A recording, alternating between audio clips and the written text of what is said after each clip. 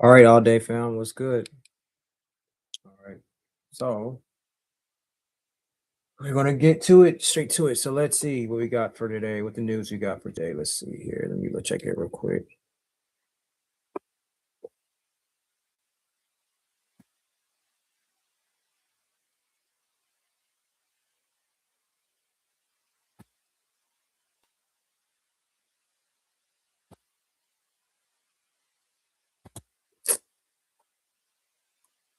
You know what? I'm gonna jump to this. So let me see if I can find this video. I think this will be perfect to talk about. Shady McCoy, he kind of gets on my nerves when he talks about when he tries to knock Bill Belichick. I heard him talking about first off, I'll just do it on my own. I'll talk about it first real quick. So there, like Acho on Speakeasy was talking about something about Skip Bayless. How Skip Bayless was talking for Tom Brady about Tom Brady could vote against. He probably pretty much Tom Brady doesn't want to see Drake May win a Super Bowl. He's not rooting for Drake May or the Patriots because that can hurt Tom Brady's legacy. It was a video that I guess Skip Bayless had on his podcast. But the crazy thing about it is that I agree with everything what Acho was saying. I agree with what they were saying pretty much on their whole entire take. But what's kind of irritating was that Shady kind of went out his way to talk about how Bill Belichick, he can't see that how Bill Belichick is not the greatest of all time. And Shady likes to keep pressing that because he likes to keep trying to say Andy Reid is. And we talked about this briefly. Andy Reid can't be the greatest coach of all time. He just can't. He could be one of the greatest coaches of all time. He could be a top five. I'll be even fine with him being top two. But he can't be the greatest coach of all time. Why? Because he hasn't done what Bill Belichick done. He hasn't done what Bill Belichick done when Bill Belichick wasn't even have a Hall of Fame quarterback. Keep in mind, when Bill Belichick had Drew Bledsoe, the Patriots weren't bad. They weren't bad. They were pretty solid. And when prior to Bill Belichick going to New England, when he was when Belichick had two Lombardi trophies before going to New England. So Bill Belichick already had won two Super Bowls before he had Tom Brady as his coach. I mean, as his quarterback. Granted, Bill Belichick wasn't a head coach, but Bill Belichick had two Lombardi trophies already. What did Andy Reid have prior to having a Hall of Fame quarterback? And we talked about this. Andy Reid, to my knowledge, he has went up against Bill Belichick twice, and he lost to Bill Belichick twice. And I think they got dog walked the second time they played against each other. And when it was it wasn't in the Super Bowl, it was in a playoff game when the Chiefs they played New England they played New England. I think the Chiefs went to New England and they got destroyed. And so uh I can't remember what the score was. Let me see. Let me see if I can find the score.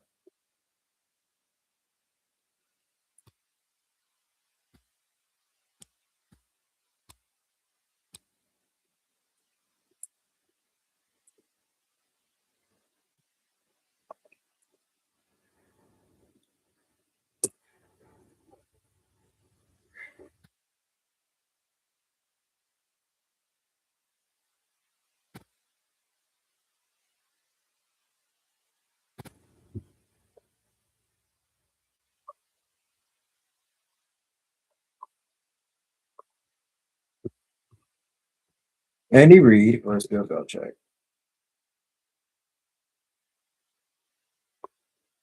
As of now, Bill Belichick has a wait. Uh,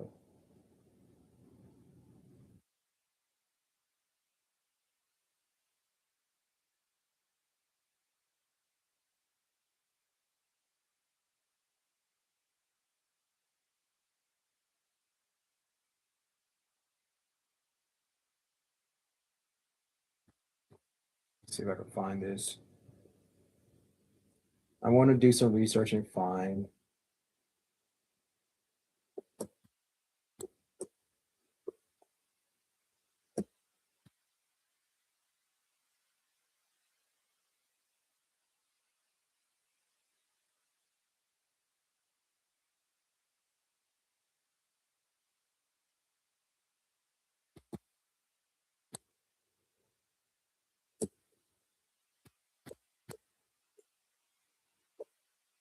Okay, I'm gonna read this article, but to my knowledge, because I'm gonna do some research on this while I'm on live with you guys. That's the point of this channel. This is live. This is real life journalism. So I'm not gonna sit here and act like I know everything. I just know the basic fundamentals of playing the game. But I'm gonna do this though. I do have common sense and I do have two eyes and I do understand the game and I'm not gonna be biased like most guys are like Shady is, because it's obvious that Shady, like I respect LaShawn McCoy as a player. I respect him as a former player. I respect him as a future Hall of Famer.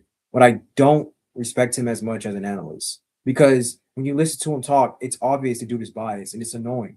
It's so annoying, like when you hear guys that are biased. It's like, dude, you're not honest. You're not credible. I believe it ruins it discredits you as an analyst because we can't trust you.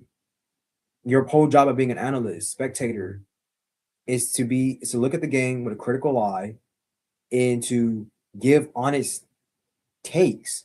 But why would we see? What are we sitting here listening to any of the analysts for if they're going to be biased about people? I love Justin Herbert. I'm a diehard Chargers fan. I'm a diehard USC fan. But I'm not going to sit here and just be biased about my team, about my favorite players. I'm not going to do it. I will give a lot of explanations of why I think they can be the best. Why I think, you know, yeah, I'll give my honest takes on why I think they're the best. And if I'm wrong, I'm not going to sit here and be like, still try to ride with that horse, die on that hill when it's obvious, it's blunt, it's bright as day that I'm wrong. Like, I'm not wrong about me thinking still Justin Herbert is the best quarterback in the league because I have been telling you, you all can go back to before I even started the YouTube channel for my all day platform. You can go back to when I talked about when I wrote about what my stance on quarterbacks were. And I think the next time I come on this platform, next time I come on here, I'll even read to you some of you the articles that I wrote. And I'll share the screen. And I talked about the standards of how I rated quarterbacks. And how I rate quarterbacks is that I believe quarterbacks, they should be rated, and how I rate them is that based on their responsibility on the field. How much responsibility and how much adversity they have to overcome, and if they're able to do that, no, how much adversity they have to overcome to still produce on the field. So, given how much responsibility and adversity they have while they're playing, so given that minimal resources, and if they're able to overcome those minimal resources, still produce while being on the field, that's my way of saying that I think the quarterback is much better. So, what I'm saying is that if a quarterback doesn't have a running game, or his running game is not as good, or his offensive line is not as good, or his play calling is not as good, or his coaches are not as good, the franchise is not as good. A lot of the stuff that the quarterback has to face, but he's still being able to overcome all that and produce on the field. How can I say a quarterback that is giving all of that is better than that quarterback? Because it's obvious it's the team that's winning those games, is winning those championships, that they are doing what they're able to do. How can I know if that quarterback is who has a great running game, great wide receivers, great play calling, great offensive line, all this stuff? How can I know if that quarterback is better? So I like to measure and really look to see and look to compare, like literally compare and contrast the scarce resources that these quarterbacks have and how are they able to overcome the scarce resources, the minimal scarce resources that they have. And if you can produce with the minimal scarce resources that you have, I'm not going to say a quarterback that has more wealth than you, even though they're producing, is better. I can't say that. That doesn't make any sense. It's to me, it's like a regular human being. If a regular human being, they show their value with the minimal scarce resources that they have, and they're able to produce more with the minimal scarce resources that they have individually, not team wise, individually. So you're talking about like with the quarterback, if you see the quarterback actually performing and playing well and looking competent as a quarterback, it may not result to wins because it takes a team to win. It takes a team to go to the playoffs. It takes a team to win the playoffs. It takes a team to win Super Bowls. So that's why I hate the Super Bowl and winning stat for quarterbacks. I mean, we don't do that for any other player. We only do that for quarterbacks. Now, I'm not saying that you shouldn't add that into the bunch when you're comparing, but that has to be like the cherry on the top.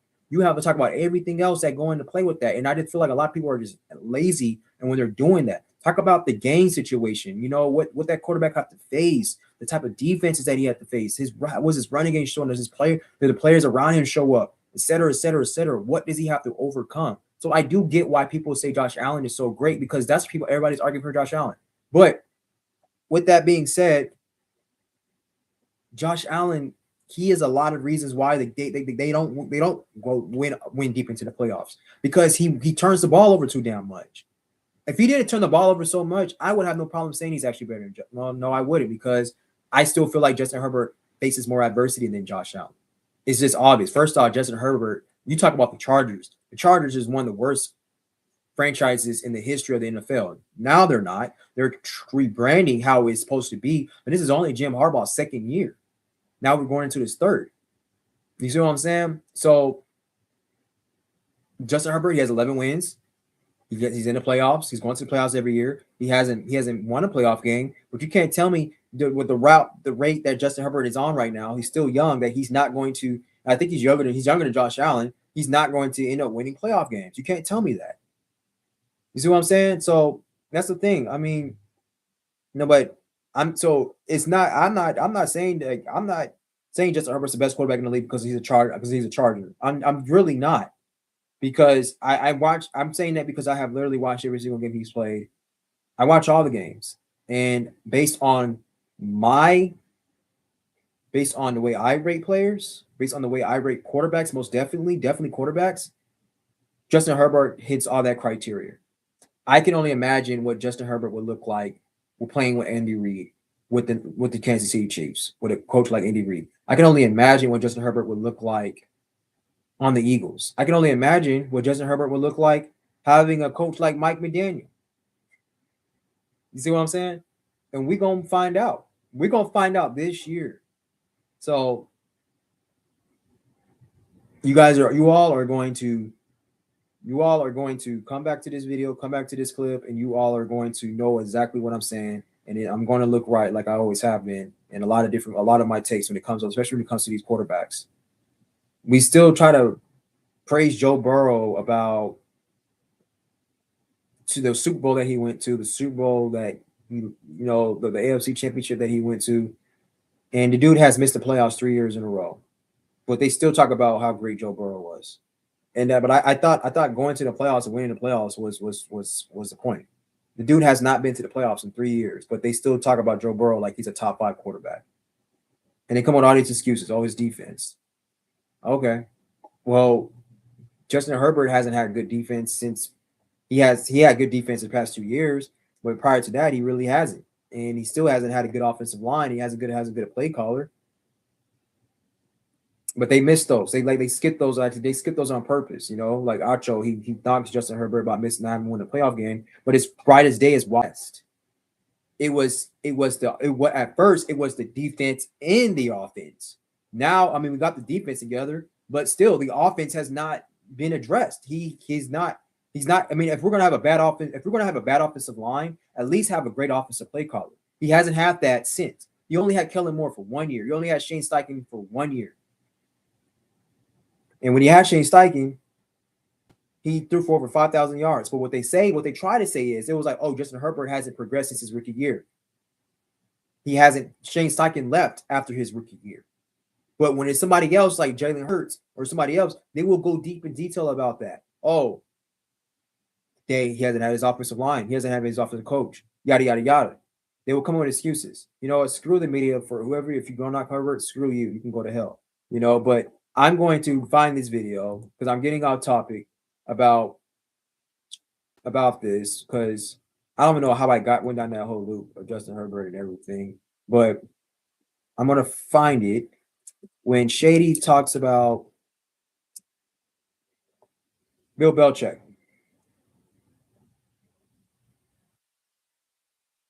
He was trying to make a case about Bill Belichick not being not being the GOAT, not being the best. So I want to find this clip.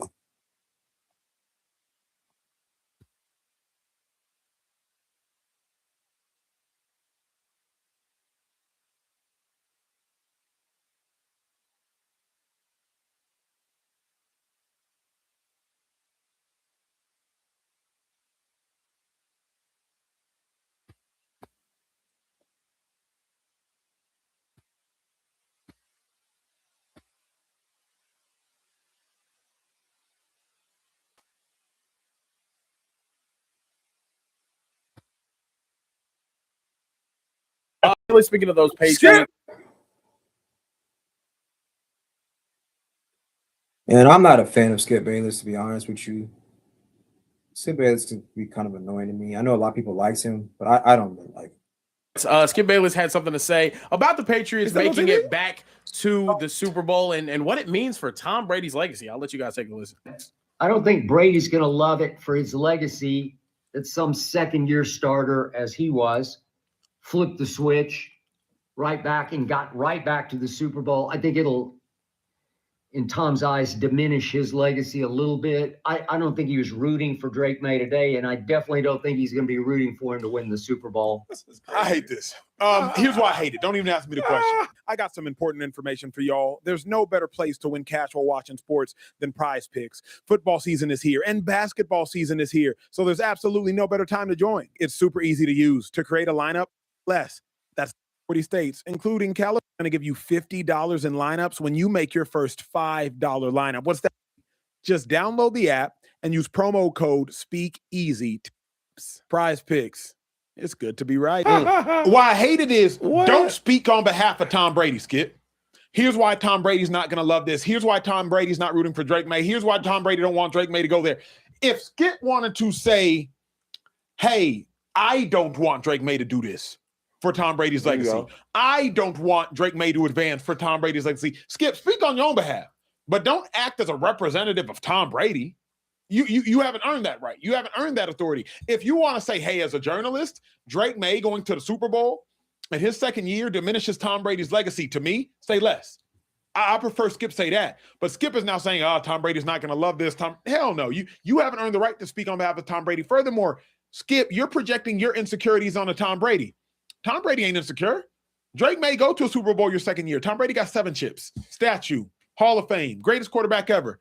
Skip is projecting his own insecurities onto that of Tom Brady. Tom Brady ain't worried about none of this nonsense. See, that's what now you get what I'm saying? You can say things about the game, right? You don't have to play for that. But some things you just can't say. Because Tom's like, Skip, what are you talking about? Yeah. How you know how I'm feeling? I don't like stuff like that. I mean, I like Skip, so I ain't gonna go too hard on him, but I just think he's tripping like first of all, you don't know even when you ball players, you're always competitive. But you don't know if Tom Brady's giving him some jewels. My thing is, he says that a lot. I like Skip, so I ain't gonna go too hard on him. Or he'll say, I like this player, I ain't gonna go too hard on him. Bro, you can go hard on somebody without disrespecting them.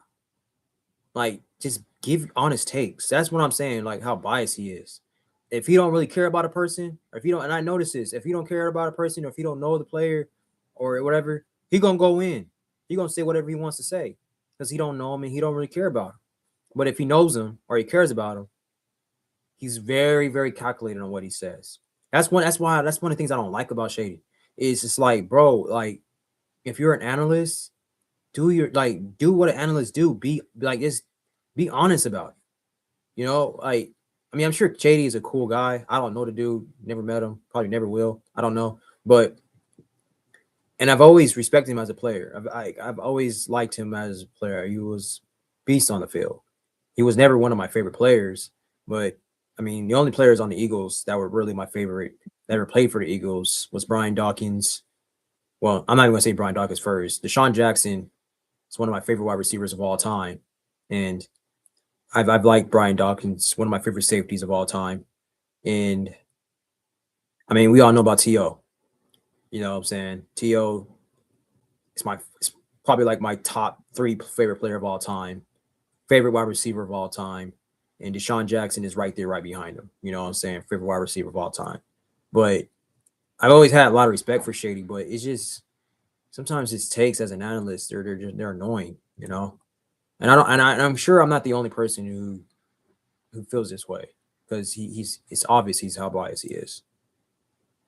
Because this the thing is, Mike Vrabel played with Tom. You know what I mean? So like you have that brotherhood always. Hey, I got this young quarterback, man. Hey, he got a lot of talent, but he got to learn. You know, Tom. Hey, this hollering for a second. Tom's gonna do that. That's how Tom Brady is. Yeah. So when I hear Skip talk like that, it's like that's like fancy talk. Oh man, it's gonna kill his legacy. Why? How? You know what I mean? It's absolute nonsense. So instead of speaking on the game or how he sees it, he's He's putting himself in Tom's shoes. Yeah. That's what I'm trying to say with this can't stuff, be in man. Tom's You can't shoes. do that. Yeah. You can't be, man, what? And it's interesting because sometimes and Skip little as hell. Tom Brady big as hell to be in his shoes.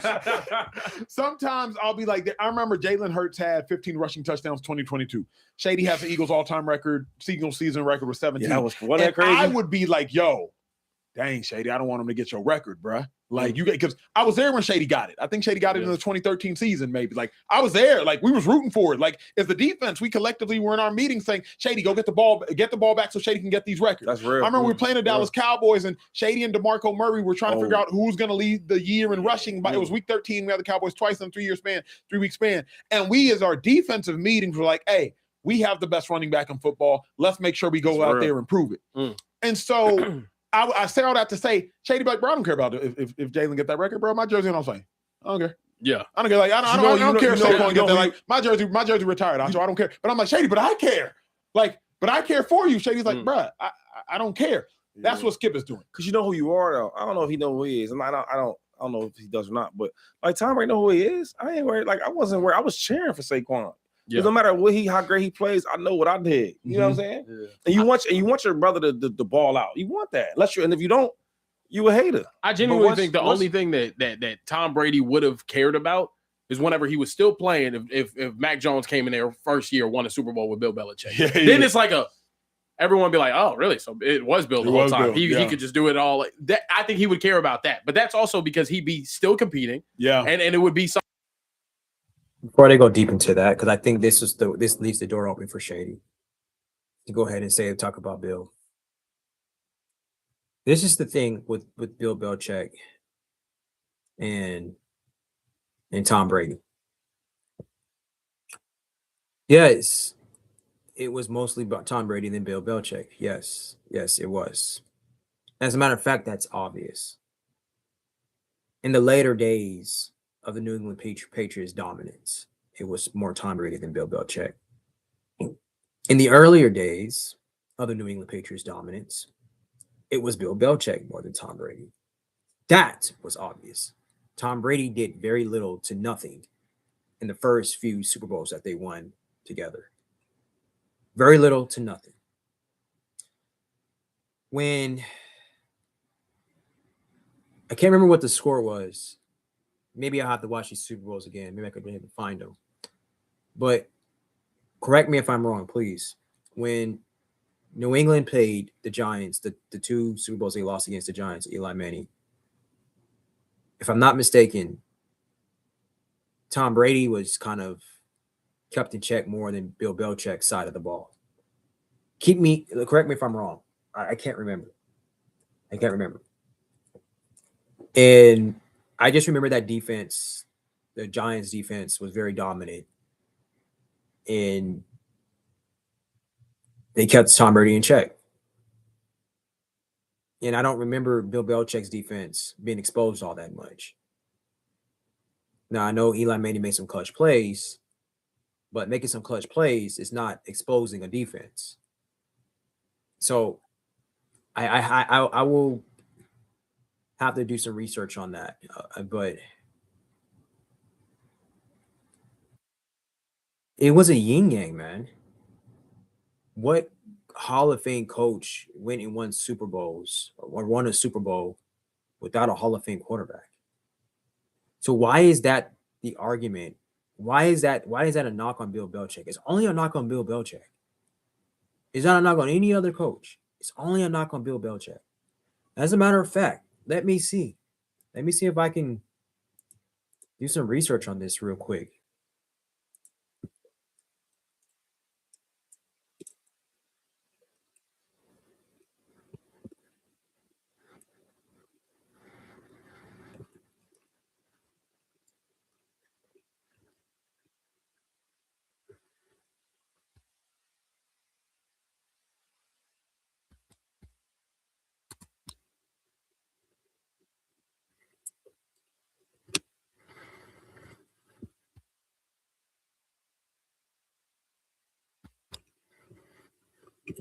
Tom Brady in check.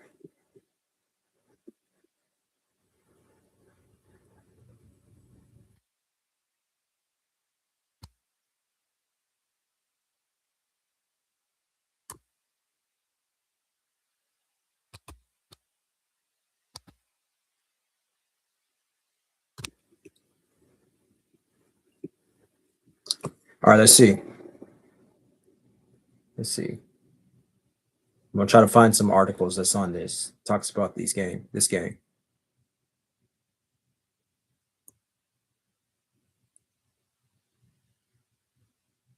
As that's researching, we can continue to keep watching this video. Something that I think directly actually challenges his legacy. Yeah. This right here, Vrabel played linebacker for Belichick, and McDaniels was also an offensive coordinator. Like McDaniels part, maybe, but still, he doesn't care. Do it again 6 times. Then maybe I'll give a crap. Like at the end of the day, it's not. Quick question. Journalists, when do they retire? Because I know like in football, like 30 years old. They croak, brother. Yeah. No, I think 30 is kind of like no. Oh no. What's the age when people can't drive? Like you take the license? No, there isn't one. Yeah. All right, we keep going, Skip. I think. What Go ahead.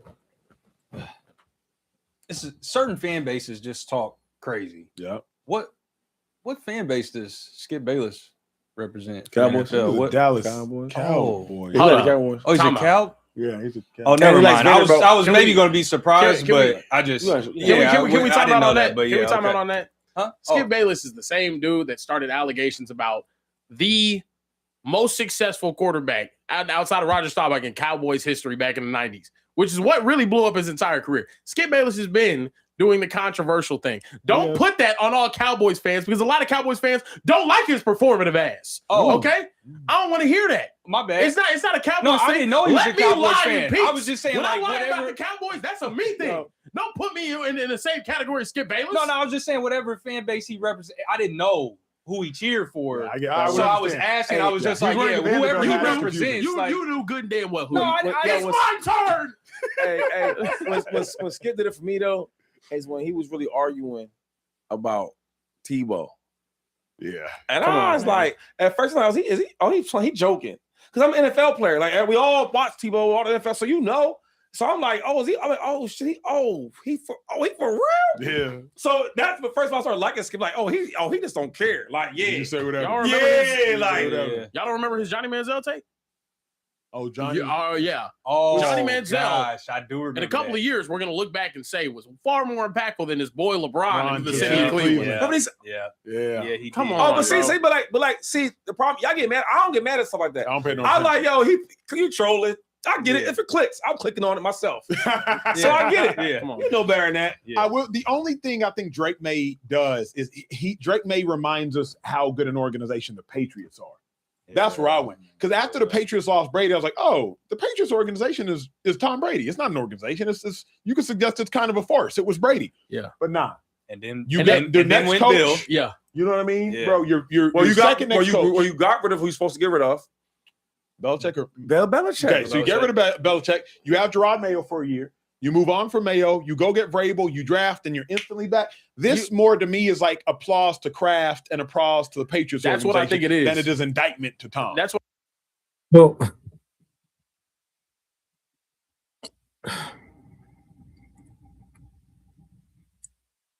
this irritates me, man. How can you be a football player and say that? Some people just don't have respect for Bill Belichick. I get it. But then again, I don't. Why would he say you got rid of who you're supposed to get rid of? Why would we say that? Because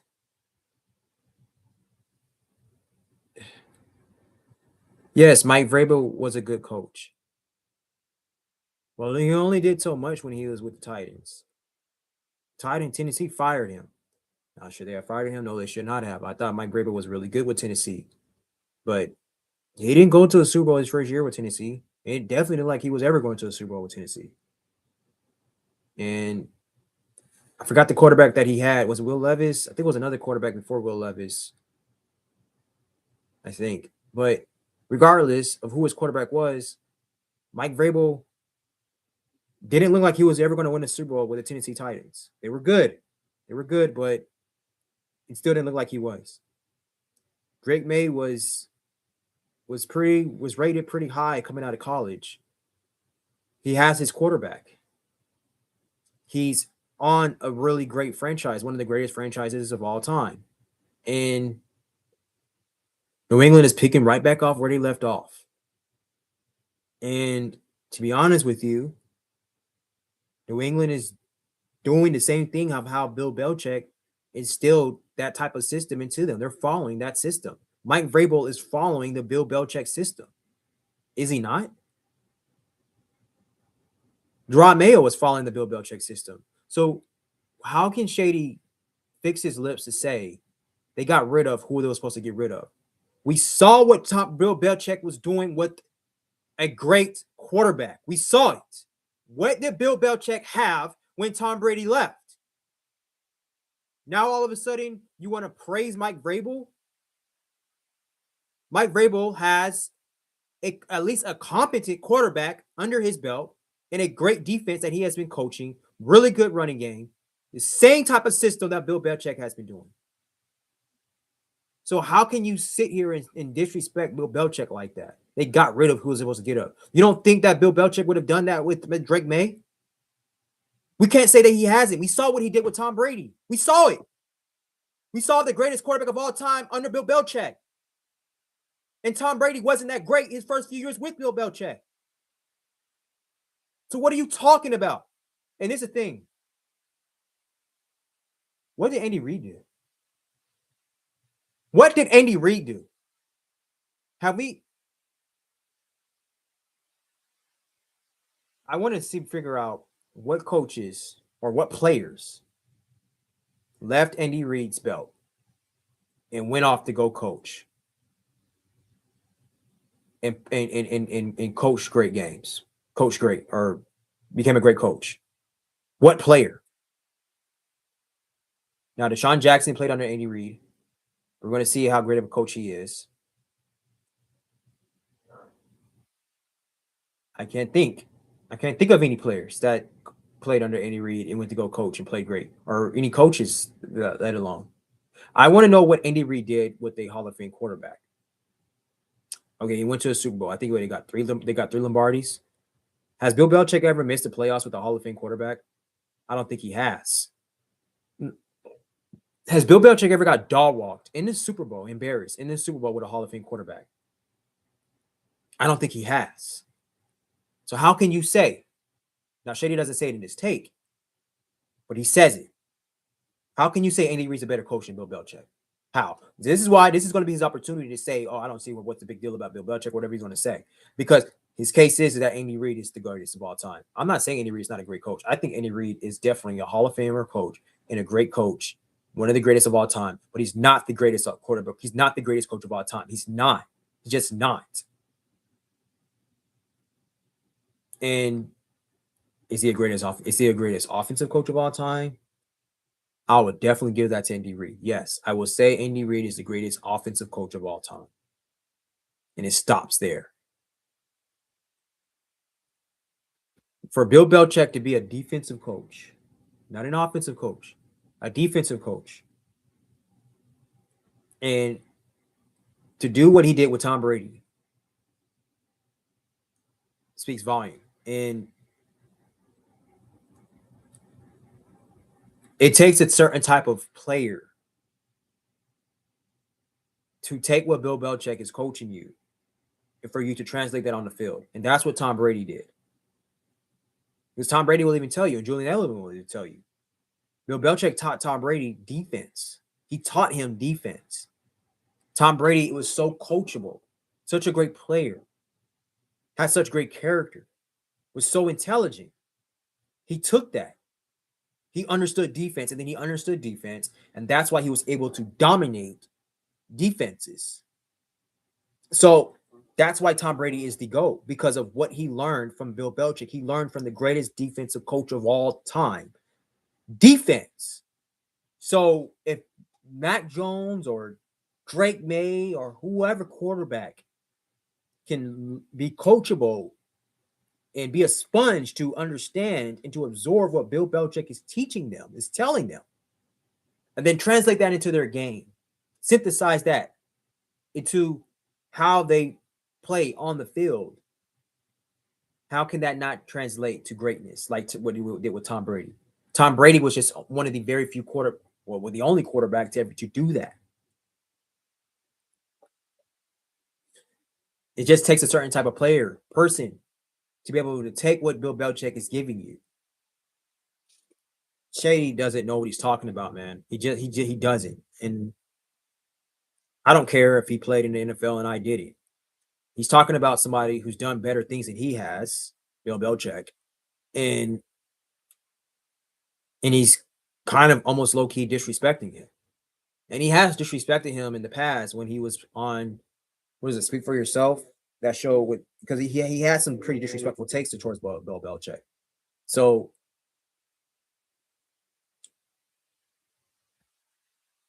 go along with that take, Shady. What I think it is as well, though. It's like everyone was making this a Tom versus Bill thing, and Robert Kraft was just like, you think the entire history of my franchise was really Tom? I'm the one that had everything set up for Tom to come in and have the success that he did. Mm-hmm. Now, we're going to go do it again. Yeah. So now, Robert Kraft, best owner in the NFL, in my honest opinion, and it's not really close. That is crazy because I think it's not close. The other thing is like, and Kraft is doing what Jerry Jones has forever not been able to do. Kraft is repeating the 2025 modern of what he did. Defensive-minded coach, really good quarterback that's young, and I'm going to partner them together. And I'm going to let my really good quarterback make up for where my defensive mind might lack, and I'm going to let my defensive mind make up for where my really good coach might lack. Like Robert Kraft is just running it back. Now, what I can't ignore is those Patriots teams have some Hall of Fame on defense, Hall of Fame players on defense. Exactly, absolutely. Right, like Teddy Bruschi, Mike Vrabel, Richard Seymour, Asante Samuel. It's too much to name, bro. Ty Law. The truth is, nobody wants to talk about it. I kept telling everybody, yo, Belichick is a good coach, but he's not all that's the great. I don't see it because when you got there, they had some gangsters on defense, and you got Tom Brady, bro.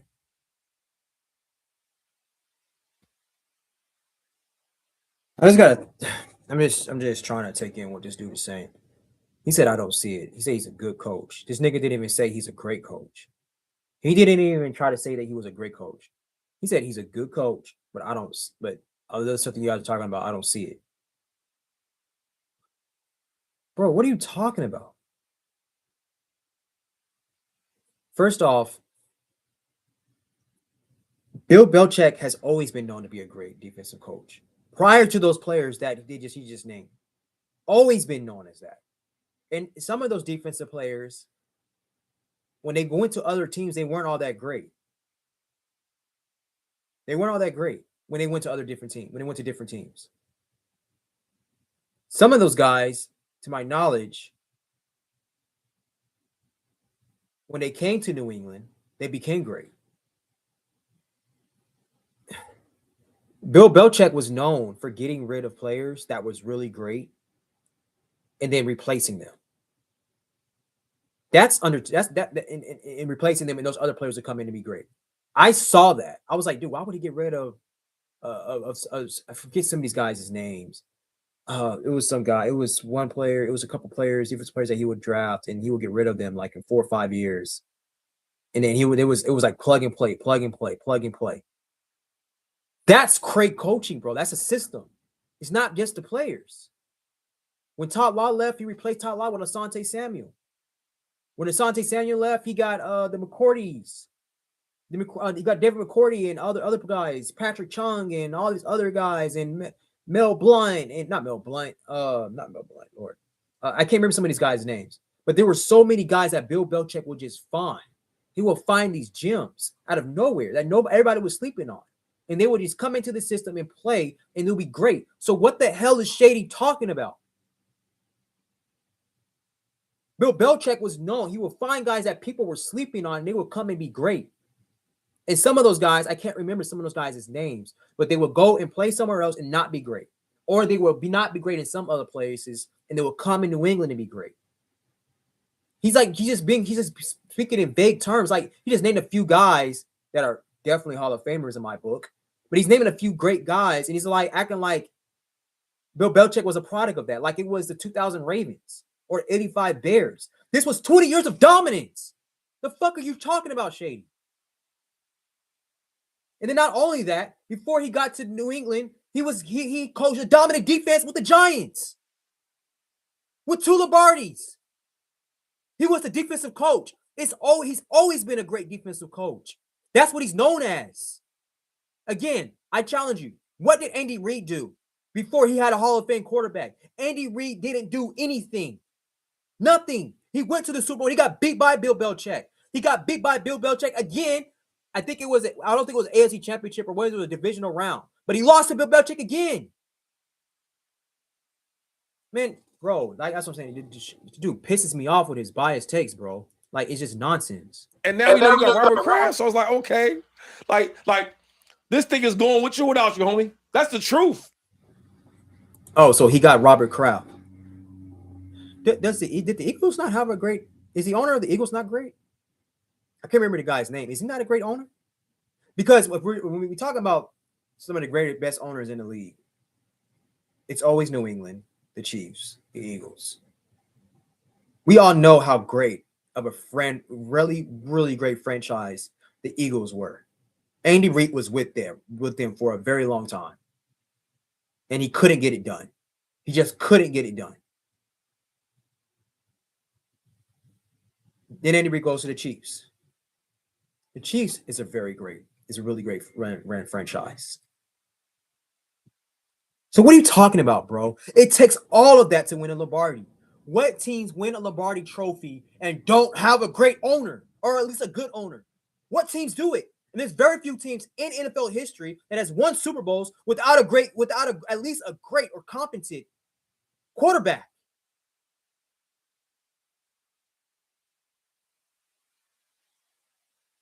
Acho usually challenges him, but he didn't really challenge him on this take. I don't know why.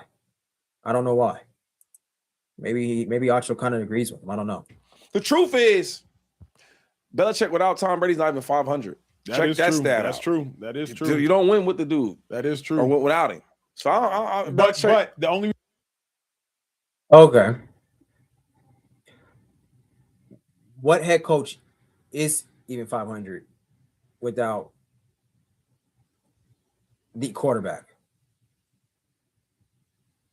That's a question I want to ask. They always say how hard it is to win without a quarterback, without a competent quarterback at least. Belichick without Tom Brady barely even had a competent quarterback. And hold on. Is he even right about that? Because was he not winning with Drew Bledsoe? Am I mistaken here? I didn't start. Okay, hold on. Acho said that's true. Acho usually knows his stuff. But we're going to flip this up because to my knowledge, Bear, he usually knows his stuff too. Neither one of them has corrected Shady about this. So maybe Shady is right. But I could have sworn they were really good with Drew Bledsoe. Or am I tripping? Let's see.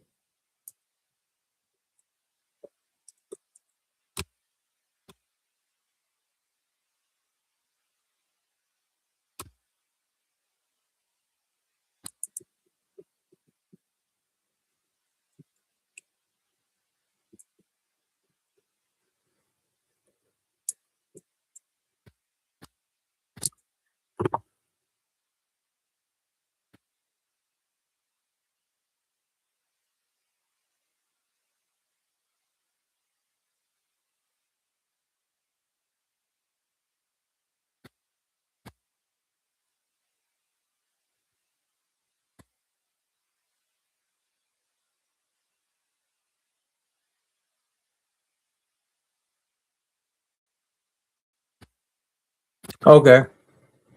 Let's read this article. There's a couple articles I want to read. We'll come. I guess we'll come back to this video. Well, hold on. Let me see how long this video is. All right, we got a few more minutes for this. Like not even a few minutes. We're gonna finish this video up, and then I got a couple articles. I'm gonna let this play out. The reason I got to push back and I got to do my job. Belichick gave Tom Brady like 8 top 5 defenses. Give me 1 second. And Tom Brady went to the Super Bowl. No. Why you get up to him though? Why them dudes that was over? Because even after they left. He gave when Tom he had Brady. Dante Hightower, Patrick Chung, Devin McCourtney, Jamie McCourty Collins. was amazing. Yeah, Those are good players, though. He drafted him. He drafted him. I got to give it to him. If we're being honest about why the Patriots were successful, they were in a division that stayed bad around them for the longest that we've seen a division stay bad around a team in NFL history. Also, they gave Tom Brady 15 top 10 defenses and it's like what 15 top 10 defenses, which is like crazy. For comparison, Aaron Rodgers, two total. One top 5. Yeah, one top 5. He has two a top 5. 10. He won Shady agreed with that, huh? Shady said, "Oh yeah, that's right. They were in a bad division. Was the Chiefs not in a bad division? Am I tripping? Was the Chiefs not in a bad division? When this division started getting more competitive, where the Chiefs at? The Chiefs didn't even make it to the playoffs. Come on, bro. The Chiefs got embarrassed last year. Embarrassed. I've never seen Bill Belichick get embarrassed in a Super Bowl. Ever. The entire time he was with the Packers. And one of them was the year that he won the Super Bowl. But like that team was just like, I have to give Belichick credit as well. But Tom Brady was the catalyst for winning. Point blank, period. He just was different. Bet you on that. Oh, snap. They said get rid of the Pro Bowl. I would like to see this. Because we talked about this before, about the Pro Bowl, my little takes on the Pro Bowl. Well, we'll talk about that later. Let's talk about this article, a couple articles I'm going to read. Because I like Bill Belichick. I mean, I'm a fan of Bill Belichick, man. You can't be a football player and not respect this dude. You can't do that. It's stupid, bro. People are just, I don't get it. So, Bill Belichick record without Tom Brady, our legendary former Patriots coach has fared before, after divorce with quarterback. How old is this article? Okay, this article is not too old. Came out. It's less than a week old. January 27th. Yeah, it's not even a week old. Less than a week old, like I said. All right, so this is a very credible, fairly article. I like this. How long is this? This is 3 minutes and 5 seconds. Let's listen to this real. Well, I'll read the article, then I'm gonna watch that tape. Bill Belichick's record without Tom Brady. How legendary former coach has really quarterback originally appeared on the jump to Bill. Okay, no. Travis Kelce and Taylor Swift qualified as the most dynamic do whatever. But that title belongs to Bill Belichick, determined not too long ago. For 2 decades, the Patriots coach and quarterback dominated the NFL. They created a dynasty, winning 17 division titles and 20 seasons together in 6 Super Bowls while redefining the way that NFL offenses were supposed to operate. Then came the much publicized split between the two. Tom Brady went to Buccaneers during the 2020 NFL season while Bill Belichick and the Patriots moved on to Cam Newton.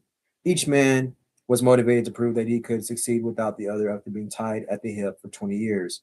Brady was able to do that, Belichick not so much. Belichick's Patriots bottomed out in his 4th season without Brady. The team finished 2023 among the worst in NFL, ending Belichick's tenure and ushering in a new era for the franchise. Naturally, the Brady or Belichick debate has kicked into high gear because of this, and Belichick's recent performance without Brady has left many backing the future Hall of Fame signal caller as the more important piece in that pairing. So, how has Belichick done during his career when not paired with Brady? Here's a breakdown of the North Carolina's coach's record without the former Patriots passer and how each of his non-Brady quarterbacks has fared. Okay, so here we are. The Belichick NFL coaching record. Belichick has posted a record of 378 during his 29 seasons as an NFL head coach. He has a record of 302 and 165 in the regular season and an impressive mark of 31-13 in 44 career postseason games. Belichick's 333 wins are good for the second most in NFL history. Only Don Shula, the coach of the undefeated 1974 Dolphins, is ahead of him with 347. Below is a look at the other legendary names when Belichick has surpassed on the NFL's all-time wins leaderboard. So Don Shula, Bill Belichick up there, right? Yep. Andy Reid has 273. Okay. Yeah, good. Okay, well, cool for that.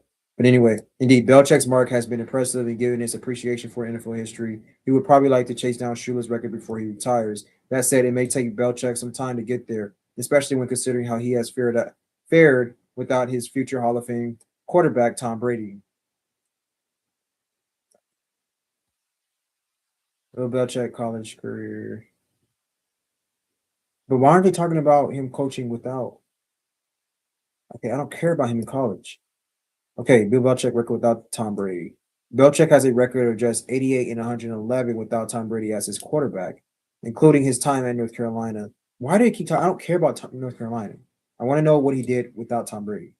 That's good for a winning percentage of just 0.44 and 442 pales in comparison to what Belichick has achieved with this longtime quarterback. Okay, I wonder if Shady is saying just in general his winning percentage without Tom Brady. Not like he's never been 500 in the regular season without Tom Brady. So some may conclude that Belichick simply isn't a good coach without arguably the greatest quarterback of all time at his disposal. Brady doesn't agree with that assessment. He commented on his Let's Go podcast after the Patriots loses to the Cowboys and Saints that Belichick has the same work ethic and coaching style that led the duo to 2 decades worth of sustained success. So what's the issue? Brady acknowledged that it could be a myriad of things. When I'm sitting here watching from afar, I realize, God, there's a lot of variables. There's a lot of things that needs to go right in order to have team success, Brady explained when discussing Belichick's final season in New England. And while Belichick may be partially responsible for that, ultimately the responsibility of finding success goes beyond just him. It takes a great coaching staff to win. It takes great players to win, he added. It takes great front office support to win. It's an organizational win. It's an organizational loss. To ascribe a win or loss to one player, and they did that for me a lot with winning. And I always say it's not about me, it's about us. And when you lose, as a leader, when you lose, you take the blame and you give the credit when you win. But at the end of the day, it's a team sport. So at least in Brady's opinion, Belichick's success wasn't solely because the two ended up paired together. Belichick record by quarterback, and only one needs to look at the results that Belichick got from other quarterbacks to see that Brady is probably right. While Belichick's overall record without Brady is middling at best, so too is the group of passers that he worked with beyond him. The highlights of the non-Brady quarterbacks with whom Belichick has worked: Bernie Kosar and Drew Bledsoe, who endured injuries under his watch that rendered them ineffective. Matt Castle, he became a Pro Bowler in his long years starting under Belichick, and Cam Newton in the final stages of his career. Below is a look at each of the non-Brady quarterbacks that have started under Bill Belichick and the records they have posted for him, including his time at North. Nobody cares about college, bro. You keep talking about his time in North Carolina. Mac Jones, Patriots, record 18-24. Vinny Testaverde in the Browns, 17-16. Bernie Kosar, Browns, 11-18. Matt Castle, New England, 10-5. Cam Newton, 7-8. Drew Bledsoe, 5-13. Mike Tonzak, Jimmy Garoppolo. While one can make the case that Belichick results without Brady aren't as impressive as they should be, it's not like he was working with top-tier quarterbacks. Some of them, like Kosar, Bledsoe, and Newton, were high-end investments but were past their primes. Yeah, exactly. Others were high-end investments that just didn't quite work out, like Jones. Belichick probably deserves at least some blame for the shortcomings of his non-Brady passers, but he's a defensive coach. That's what people don't get. That's especially true of Jones, who has not had a good supporting cast since his first season with the Patriots. It is also worth wondering just how much Belichick could have elevated each of his quarterbacks. Perhaps Kosar and Bledsoe should have done better, but neither fared better than average after leaving Belichick's teams anyway. So that's what I'm saying. So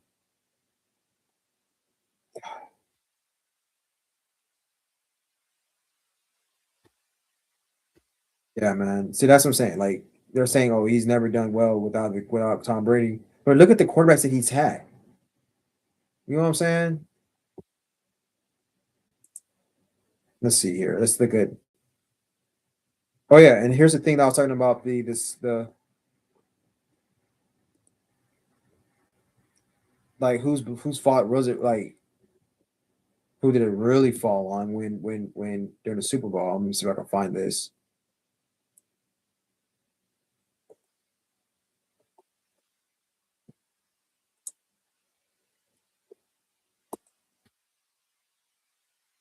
This article's not pulling up.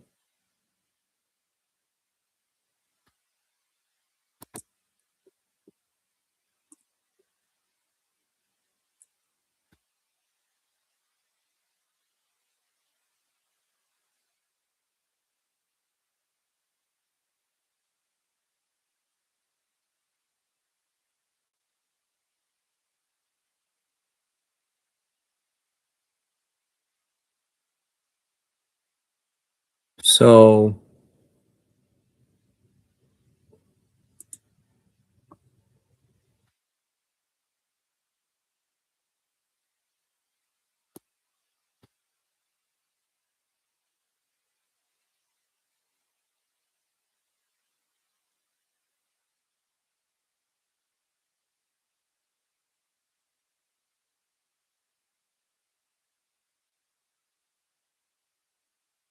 I want to see what was the score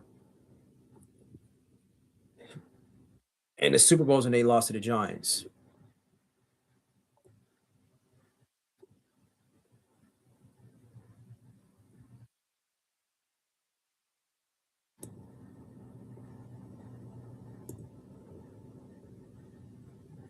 So it's Super Bowl 42. They lost to the Giants 17-14.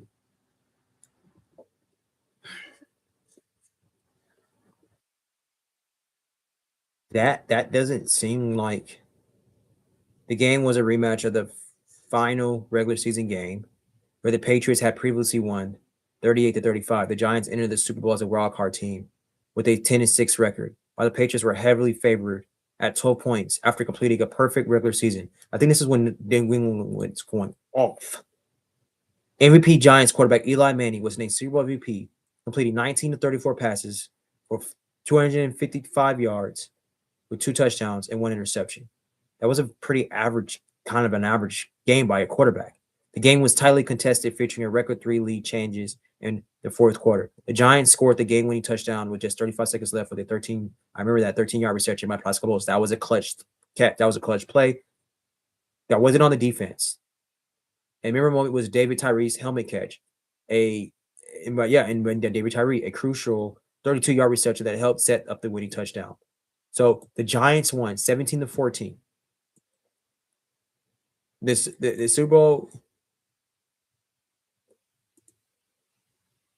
Super Bowl 42 is often regarded as one of the greatest upsets in sports history, as the Giants became the first NFC wildcard team to win the Super Bowl, and the Patriots' perfect season ended in disappointment.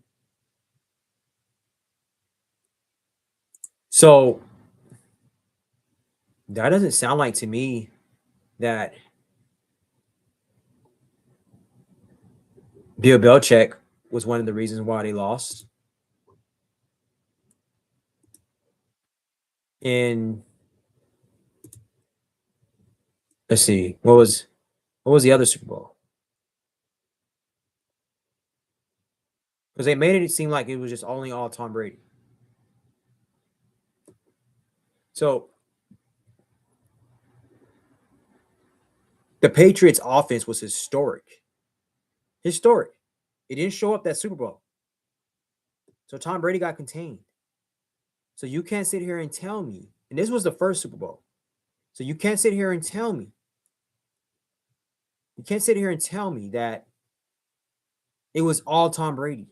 Because we know for a fact in the earlier years of New England, it was all Bill Belichick's in his defense.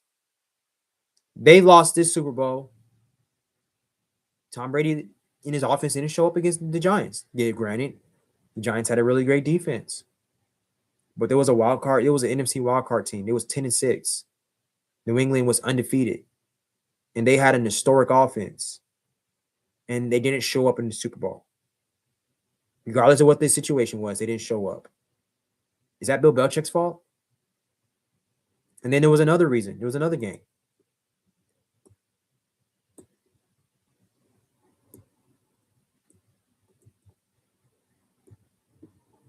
Look at this game.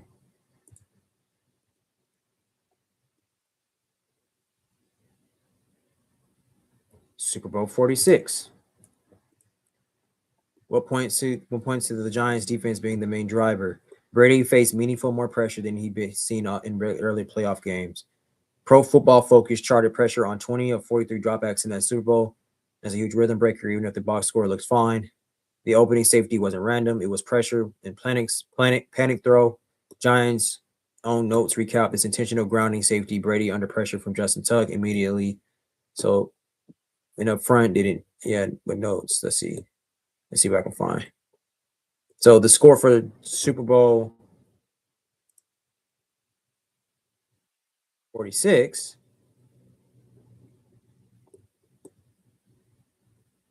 was 21-17. I mean, this was again a kind of a low scoring game. New England only put up 17 points.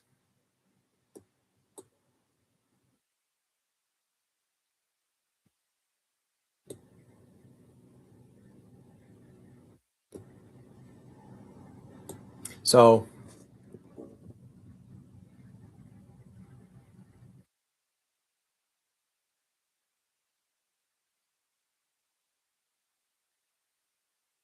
the Giants, it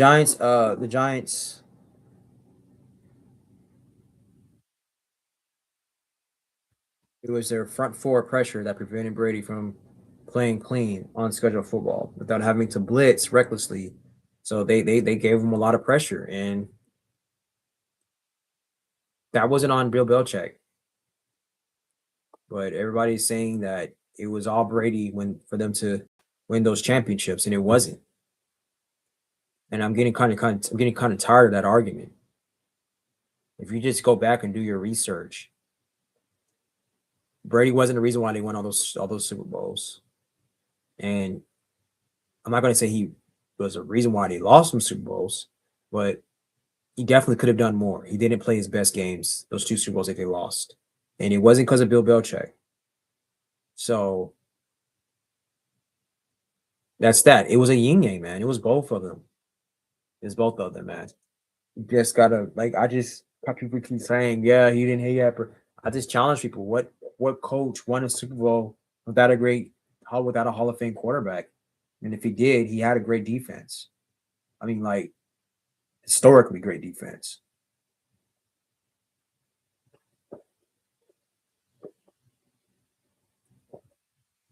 Like John Harbaugh with the Baltimore Ravens. So that's that, man. So I'm gonna end it there. I'm going over an hour, and I could do more, could talk more, but I got other things I have to get to. So we'll come back tomorrow and we'll go deep into some other stuff. All right. I thank you all so much for watching. If you want more, you know where to find me. Like, comment, share, subscribe. Thank you all. Love you. Have a good night. Bye.